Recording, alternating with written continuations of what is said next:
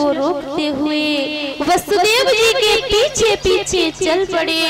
जैसे ही यमुना महारानी ने देखा हमारे प्राण प्रीतम पधार रहे हैं, तो उमड़ उमड़ कर वे जल वसुदेव जी के कंठ तक आ गया। प्रभु जान गए देवकी जी के चरण, देवी जी के चरण छूने की बड़ी है और पिताजी डूबे जा रहे हैं, तो तुरंत अपना श्री चरण नीचे को लटका दिया और जैसे ही चरण कमलों को स्पर्श करते हुए यमुना जी वसुदेव जी के घुटनों के बराबर हो गई। एक संत कहते हैं यमुना जी वाराण आई अपने प्रीतम का मुख देखने, तो प्यारे का मुंह तो देखा नहीं, ससुर जी की साड़ी पहले दिखाई पड़ गई, तो बेचारी सर्विंग हो गई कि ससुर जी के चरणों में झुक गई। इस प्रकार से यमुना पार करके वसुदेव जी नंद भवन में पहुंच गए, जहां योग माया प्रताप से सारे ब्रजवासी सो रहे हैं। धीरे से प्रसूति का भवन में जाकर लाला को सुला दिया, लाली को उठा लिया। जैसे ही वापस लौट करके आए बंदी गृह में, कन्या गला फाड़ करके रो पड़ी, हथकड़ी बेड़ी बंद हो गई और किवाड़ अपने आप बंद हो गए। कन्या का रुदन सुन के पहरेदार जग गए और कंस को सूचना दी। कंस दौड़ा चला आया, पर देवकी की गोदी में लाला की जगह लाली को देखा तो बड़ा घबराया। लगता है देवताओं की इसमें भी चाल है, पर मैं छोड़ने वाला नहीं हूँ। कन्या का पैर पकड़ के छुआ, कन्या हाथ में पकड़ी और कन्या आकाश में चली जाती है, अष्टभुजी बन के प्रकट हो गई। अरे मूर्ख, तू मुझे क्यों मारेगा? तुझे मारने वाला तो प्रकट हो गया है। कंस कांप गया, जी कहाँ पैदा हो गया है? कन्या बोली, पूरी जन्म पत्री नहीं बताने की, तेरा शत्रु तेरे आसपास है, तो हट निकाल के कह दे। देवी अंतर ध्यान हो गई और कंस घबरा के देवकी के चरणों में गिर पड़ा। बहन, हमसे भूल हो गई। देवताओं ने कहा था देवकी के गर्भ से होगा, ये देवकी के 8वें गर्भ से पुत्र होगा, वो तेरा काल होगा। कहीं बहन, मैंने तेरे बच्चों को मार डाला, क्षमा करना। देवकी ने क्षमा करके विदा किया। देवकी वसुदेव को भी कंस ने मुक्त कर दिया। तुरंत राक्षसों को बुला के कहा, सुनो, 1 महीने के जितने बच्चे पैदा हुए हैं सबको मार डालो। चारों तरफ से राक्षस फैल गए। सुखदेव जी कहते हैं, परीक्षित, हे परीक्षित, ये स्वयं ही पाप करते हैं। राक्षस अपनी ही तरह गलत कार्य करके मरते हैं। अत्याचार कंस पर कंस का अत्याचार बढ़ गया है। पर इधर नंद भवन में क्या हुआ? नंद बाबा 90 साल के टोकरा हो गए, पर कोई छोकरो ना भयो। एक दिन संत ब्राह्मण की मंडली आई, नंद बाबा माल हुआ खीर की पंगत कराई। जैसे महंत जी ने डका ली, पेट पर हाथ फिराया तो नंद बाबा ने दंडवत किया, तो संत जी के मुंह से निकल गया, नंद बाबा प्रस्तवान भव। नंद बाबा ने कहा, 90 साल के तो हो गए, अब का बुढ़ापे में आशीर्वाद दे रहे हो, अब क्या होगा? तो संत ने कही, बाबा जब तक कोई ना है रही तब तक तेरे घर में ठहरो या करूंगी। महाराज बोले भजन करेंगे। देखो छोरा कैसे ना हो, संत भगवान की कृपा से यशोदा रानी को लाभ प्राप्त हो गया। नंद बाबा को पता चलो तो सुख खुशी के मारे पार न रहो। गोपियां 84 गज के लहंगा सिलवा लिए, इन्हीं लहंगा चुनरी में बधाई देने जाऊंगी। नंद बाबा अपनी बहन सुनंदा को लेके आ गए, पर आज किसी का बताना चाहा कि कौन आयो है, कौन गयो है, कौन सो रहो है। नींद खुली तो सुंदर जी सुनंदा जी ने देखा आज घर के दरवाजे कैसे खुले पड़े हैं। भाभी अब तक नहीं जगी।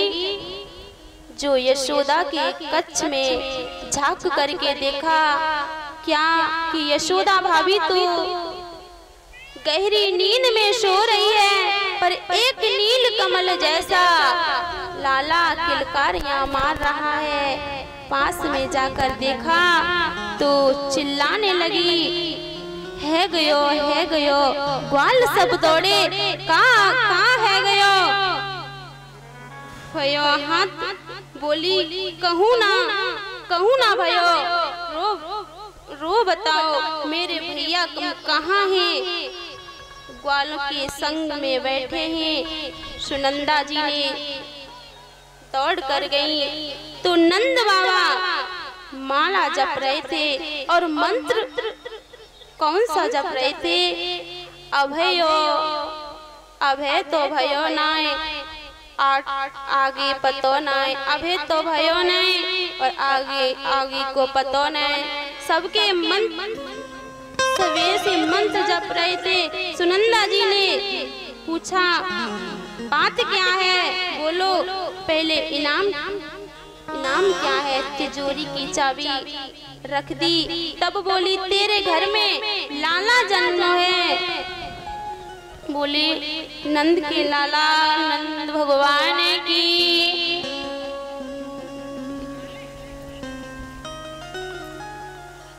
जय हो।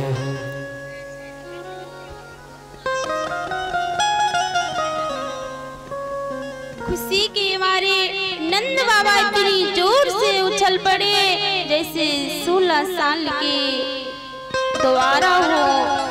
अपने बुढ़ापो बिल्कुल भूल गए। उपनंद बोले, भैया अब महोत्सव कैसे मने? नंद बाबा बोले, पहले पंडित जी को बुलाओ। उपनंद जी ने तुरंत ब्राह्मण को बुलाया, बुला करके लाए और सबसे सरस्वत वाचन बोलना प्रारंभ कर दिया। सभी ब्राह्मणी नंद बाबा से बोली, नहा के आ जाओ। नंद बाबा ने यमुना जी में 108 डुबकी लगाई और लौट के आए। ब्राह्मण पूजन करवाने लगे। बाबा ठाकुर जी पर आग चढ़ाओ तो बाबा ने शक्कर चढ़ा दी। ब्राह्मण नाराज हो गए, बोले, बाबा तुम संकल्प करा दो और बेटे को देख लो। तुरंत नंद बाबा ने 2 लाख लगामों का संकल्प कर दिया। सभी को खुशी हो गई। सभी गोपियां आईं और यशोदा मैया के बधाई देने लगी। ग्वालवाल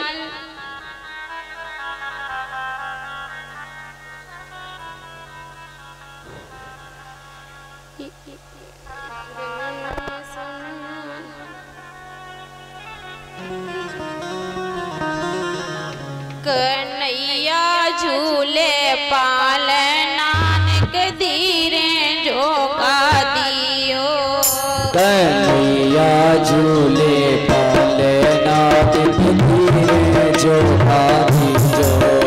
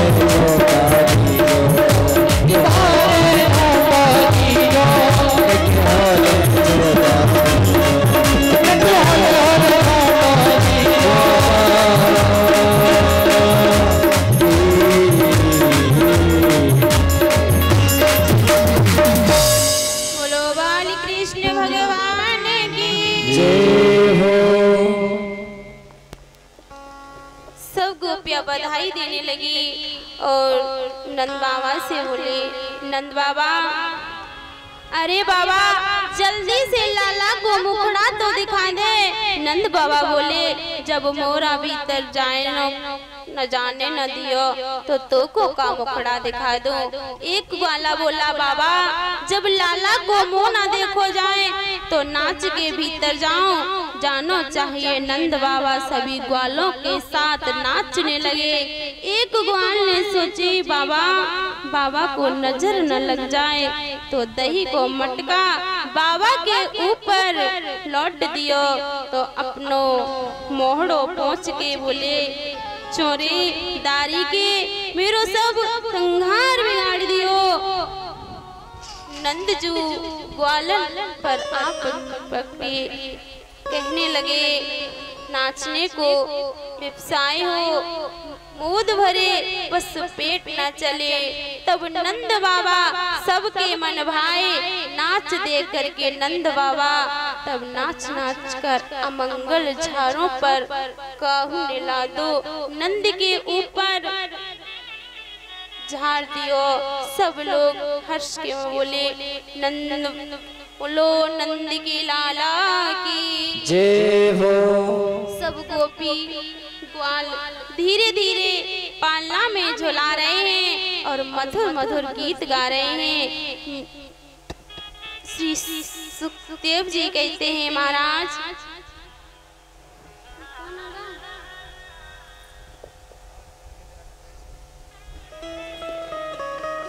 श्री सुखदेव जी महाराज नंद आत्मा का 18,000 श्लोकों में गान करते हैं। ऐसा लगता है जैसे 18,000 श्लोक का आनंद नंद महोत्सव में प्रकट कर दिया। सुखदेव जी कहते हैं, परीक्षित नंद बाबा ने सब विधिवत कार्य संपन्न कराए। ब्राह्मणों को 2 लाख गायों का दान किया।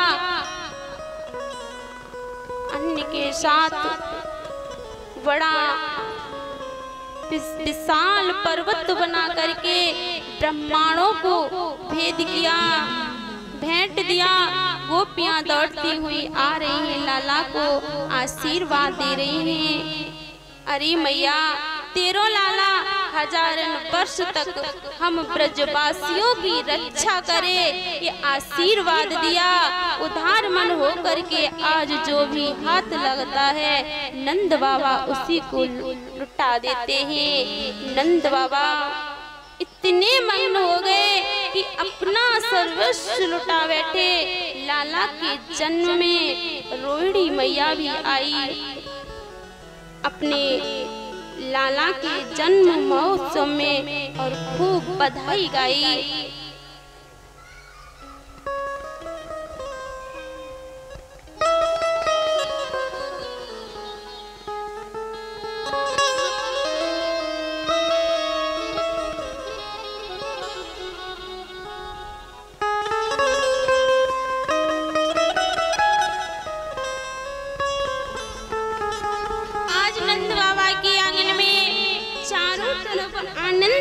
आनंद मानो वाड़ आ गई, पर अचानक नंद बाबा को स्मरण आया, भैया प्रतिवर्ष जो हम कर कंस को दिया करते थे वो कर देने की तो तारीख निकल गई है। समय पर कंस को कर नहीं चुकाया तो ना जाने क्या उपद्रव खड़ा कर देगा। इसलिए कुछ ग्वालों को गोकुल की रक्षा का भार सौंपकर नंद बाबा चल पड़े। नंद बाबा पहुंचे मथुरा में, कंस को दिया कर पर देते हुए श्री वसुदेव जी ने देख लिया तो चिंतित हो गए। मैं तो अपनो लाला इनके घर छोड़ के आया हूँ, रक्षा की दृष्टि से नंद बाबा मथुरा डोल रहे हैं। अरे मेरो लाला पे अकेले में कोई संकट ना आ जाए तो कर दे के। जैसे ही भवन से बाहर निकले तो रास्ते में ही वसुदेव जी मिल गए। अरे नंद बाबा, राम राम। नंद बाबा बोले भैया वसुदेव कैसे हैं? वसुदेव जी बोले हम तो ठीक हैं, पर तुम कैसे हो? मुझे पहले पता लग गयो तेरे यहाँ बुढ़ापे में लाला पैदा भयो है। ओ तूने मोको खबर तक ना दी। नंद बाबा बोले भैया जब मैंने तेरी खबर सुनी तेरे 8 लाला भर पर जा कंस ने सब मार दिए। ये देख करके मेरी हिम्मत ना है भाई कि एक लाला की खुशी तेरे सामने रखूं। वसुदेव जी के हृदय में पुत्र का शोक है, परंतु वो नंद बाबा के आनंद की चर्चा करते हैं। नंद बाबा के पुत्र के आनंद की चर्चा करते हैं, पर वो वसुदेव जी के दुख में रसीले हो रहे हैं। मित्र हो तो ऐसा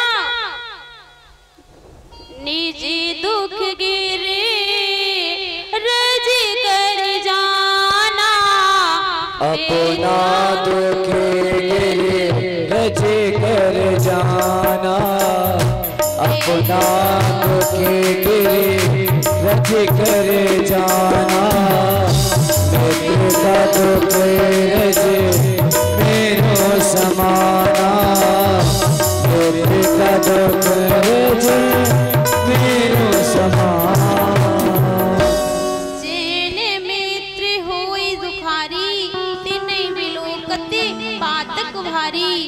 मित्र तो वही है जो अपने पहाड़ जैसे दुख को कड़ के समान और मित्र के दुख को पहाड़ के समान। आज वसुदेव जी अपने पुत्र की चिंता लगी हुई तो नंद बाबा से बोले भैया मोई सामुल पड़ रहे, मुझे मालूम पड़ रहा है तुम्हारे गोकुल में कोई उत्पात है गयो है। नंद बाबा तुरंत लौट पड़े, सोचने लगे वसुदेव कभी झूठ नहीं बोलते। ये सुनते ही नंद बाबा कहने लगे हे प्रभु। रास्ते में नंद बाबा विचार करते जा रहे हैं वसुदेव जी कभी झूठ तो नहीं बोलते। यदि वाने कही तो निश्चय कोई उत्पात होने वाला है। हे नारायण मेरे द्वार की रक्षा करिए। नंद बाबा बोले मेरे लाला की रक्षा करना नारायण।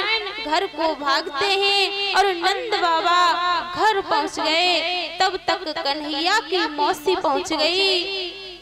नगर ग्रामों में भ्रमण करती हुई पूतना बाल घाटिनी लक्ष्मी के समान सुंदर रूप बना करके गोकुल में प्रवेश कर गई।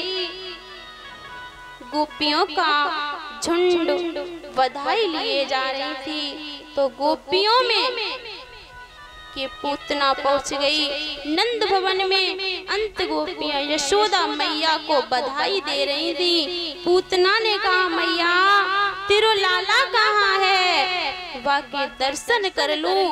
मैया ने बता दियो वो पालने में लेटो है। प्रभु ने जो तिरछी निगाह से देखा मौसी जी आ रही हैं तो पूतना को देखकर प्रभु ने दोनों आंखें बंद कर ली। भगवान तो सब जानते हैं कौन कैसी इच्छा से आया है, परंतु पूतना को देखकर प्रभु ने नेत्र बंद क्यों कर लिए।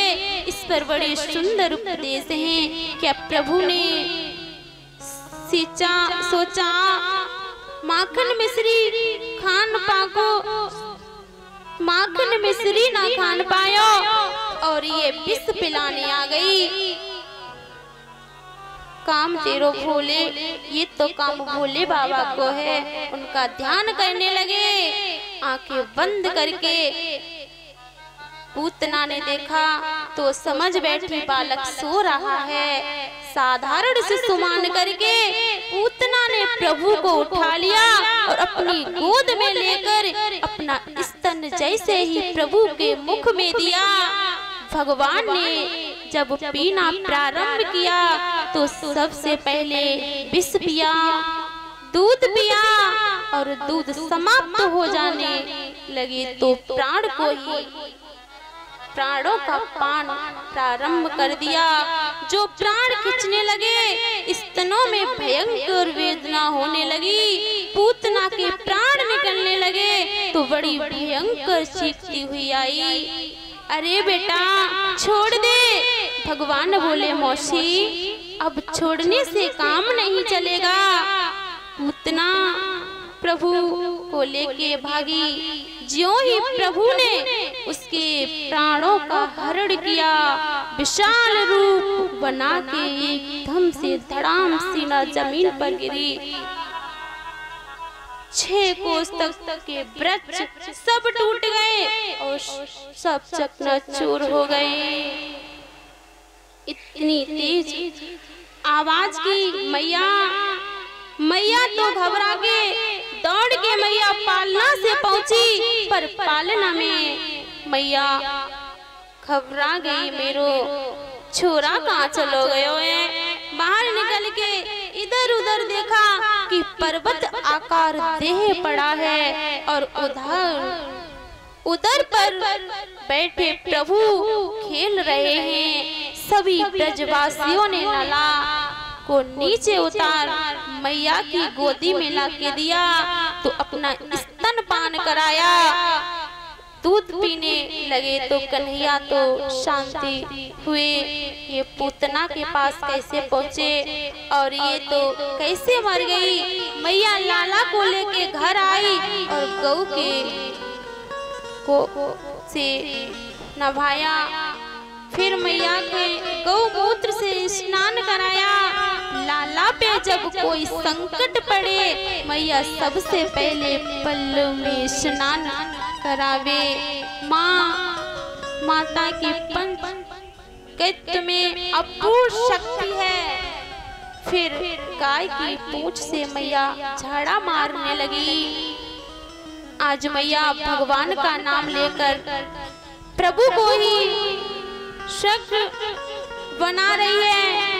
तो इधर से नंद बाबा आ गए ग्वाल, बोले बाबा तुम चले मथुरा, गोकुल में तो गजब हो गया। भयो भैया बोलो बाबा पूतना आ गई तेरे घर में, वो छोरा को लेके भाग गई, काऊ पतो ना चलो। फिर पूतना तो मर गई, लाला तेरो सही है। तो नंद बाबा कहने पर भी से पूतना को काटकर आग लगा दी। पूतना की देह जब दग्ध होने लगी तो ऐसी सुगंध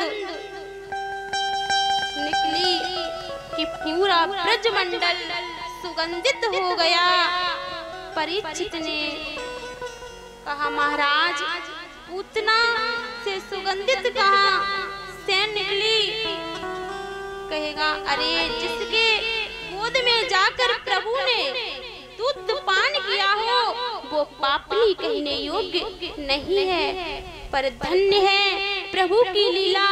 जिस पूतना में एक भी सद्गुण नहीं था, पूतना में तो एक भी सद्गुण नहीं था, पर गोविंद कहते हैं बुरी हो या भली जैसी भी हो, पर काम तो एक मैया जैसा किया है। और मैया यशोदा के समान इस पूतना को गति प्रदान की प्रभु ने। जन अवगुण प्रभु मान न काऊ, दीन बंद मृदुलौ स्वभाव। तो प्रभु पूतना में कोई दोष ना देख सके तो अपने भक्तों में कैसे देख सकते हैं।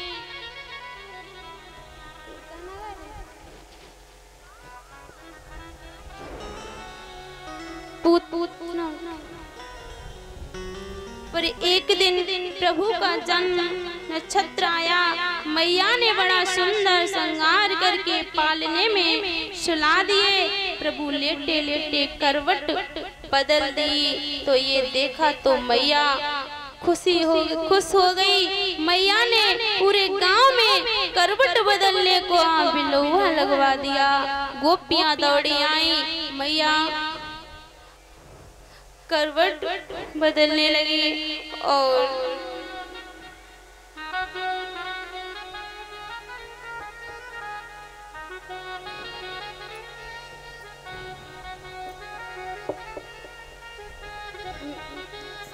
मीठी रस से भरोरी राधा रानी लागे, राधा रानी लागे। मोए खारो खारो यमुना जी को पानी लागे। मीठे रस से भरोरी राधा रानी लागे, महारानी लागे। मने खारो खारो यमुना जी को पानी लागे।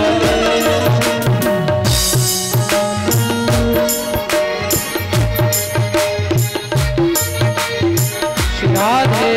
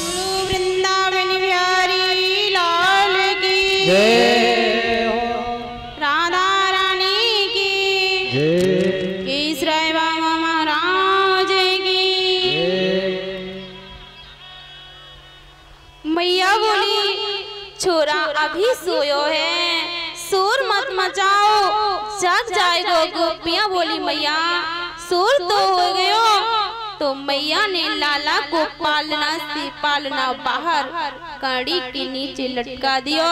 आंगन में माटे मटका उठाए सो गाड़ी के ऊपर रख दिए। गोपियां गाने लगी, सो लाला की नींद खुल गई। तो चारों तरफ देखा वाजा के गीत गा रहे हैं, वो बाहर गाड़ी में लटके रहे हैं। तो प्रभु रोने लगे, तो किसी ने नहीं सुना।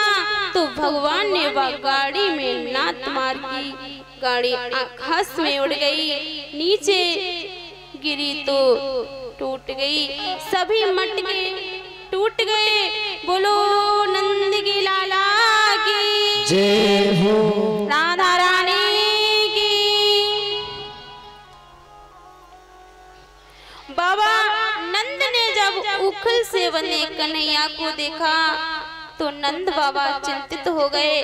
ब्रजवासी से बोले भैया अब ना रहे, बारो जागो कुल में जब से लाला भयो है, रोज के रोज उत्पात है रहे, पर कहाँ जावे ये समझ में ना आवे।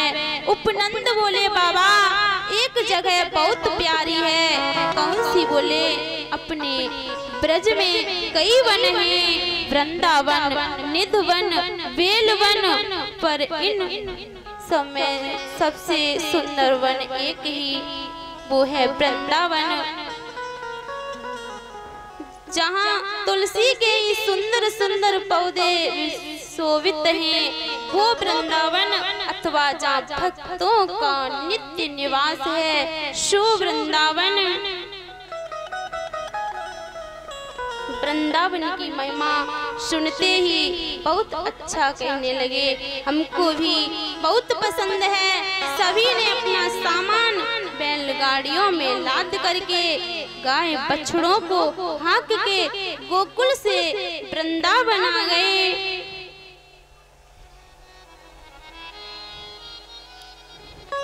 राजा परीक्षित ने पूछा महाराज ये नंद और यशोदा पूर्व जन्म में कौन थे जो इनको इतना बड़ा सद्भाग्य मिला कि भगवान पुत्र वन के आंगन में खेले। तब श्री सुखदेव जी कहते हैं राजन नंद और यशोदा पूर्व जन्म में द्रोण और धरा नाम के वसु थे, जिन्होंने घोर तपस्या करके भगवान का दिव्य वात्सल प्राप्त किया। एक बार दीपावली का सुंदर दिन था, बहुत शोर घर में काम थे, तो मैया ने दास दासियों को बाहर के कामों में लगा दिया और अपने लाला के लिए स्वयं दीप मंथन करने लगी। और बड़े बड़े कवियों ने जो लाला की बाल लीलाओं पर पद बनाए हैं, उन पदों को गुनगुनाती रहती है। मैया लाला की छटा निहार रही है, मन से स्मरण कर रही है, वाणी से पद गा रही है और हाथों से संधि मंथन कर रही है।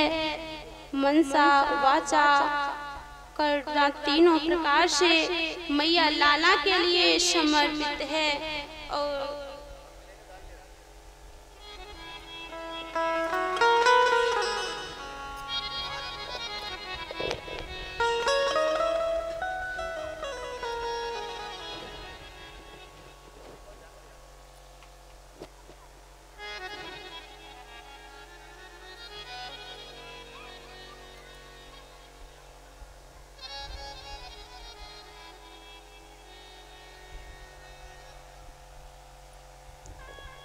वृंदावन बिहारी लाल की जय हो। और हाथों से दध मंथन कर रही है। मनसा वाचा मर्दा तीनों प्रकार से मैया लाला के लिए समर्पित है। और जब भक्त भगवान को याद करे तो भगवान उसको छोड़कर कैसे सो सकते हैं। प्रभु की नींद खुल गई और दौड़ के मैया की मथानी पकड़ ली। मथानी पकड़ के बोले, मैया बस अब तेरी साधना सफल है गई, मैं आ गया है, अब ये सब करने की जरूरत ना मैया, ये सब छोड़, मुझको भूख लगी है। मैया बोली, लाला ताजे माखन में तो समय लगेगा, तो को भूख लगी है तो चल मेरे मेरो ही दूध पी ले। तो मैया गोद में बैठ के स्तनपान कराने लगी। माँ का दूध माधव पी रहे हैं तो अचानक कहने लगे, मैया एक बात पूछूं? मैया बोली, लाला एक नहीं 10 पूछ। बोली, मैया जा बता, तुमको दूध प्यारा है लगा या पूत? मैया बोली, जा दारी के ये भी कोई पूछने की बात है? अरे बेटा वो तो अपना पूत प्यारो लगे, तेरे सामने ये दूध दही क्या चीज है? कन्हैया बड़े प्रसन्न हुए। मैया मोटे बड़े मुत्ते बड़ो प्रेम करते हैं और इतने में मैया ने कहा, देखो कि चूल्हे पे दूध उबल गया। तो मैया ने लाला को जमीन में पटक दिया और मैया भागी दूध उठाने के लिए। तो लाला को गुस्सा आ गई। सुखदेव बाबा कहते हैं लाला को गुस्सा आ गई, लाला के ओठ कांपने लगे। मैया अभी तो कह रही थी कि पूत प्यारा है, अब दूध देखते ही हमारी छुट्टी कर दी। तो लाला ने उठायो एक पत्थर और दूध दही के जितने भी मटका आंगन में मिले वो सवेरे फोड़ दिए। अब जब दूध दही बिखर गया, सोई